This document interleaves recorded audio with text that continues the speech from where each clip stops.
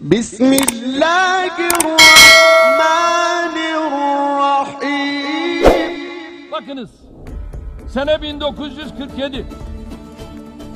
Neredeyse burada İsrail yok gibi. Tamamı Filistin. Sene 1947 paylaşım planı var. Ve Filistin küçülüyor, İsrail büyüyor. Geliyorum 1967'ye, 1949'la birlikte. Buyurun, İsrail büyüyor, Filistin küçülüyor. Ve geliyorum bugüne, güncel durum şu, artık adeta Filistin yok, neredeyse tamamına yakını İsrail. İsrail doyuyor mu? Hayır, doymuyor. İsrail şimdi de kalanını almanın gayreti içerisinde. Birleşmiş Milletler Kürsüsü'nden soruyorum. İsrail devletinin sınırları neresidir? 1948 sınırları mıdır? 1967 sınırları mıdır? Yoksa daha başka bir sınırı mı vardır?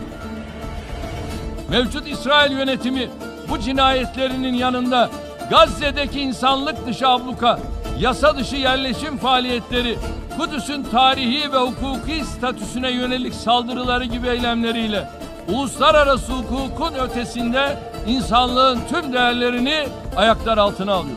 Türkiye olarak bizim bu konudaki tavrımız nettir.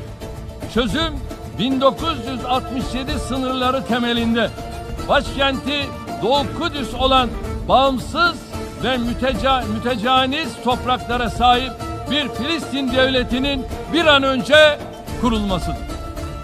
Peki Birleşmiş Milletler Güvenlik Konseyi'nin, Birleşmiş Milletler'in İsrail'le almış olduğu bunca kararlar var. Bu kararlar uygulamaya geçiyor mu? Hayır, geçmiyor. Peki o zaman Birleşmiş Milletler ne işe yarıyor? Türkiye bugüne kadar olduğu gibi bundan sonra da mazlum Filistin halkının yanında yer almaya devam edecek. Bismillahirrahmanirrahim.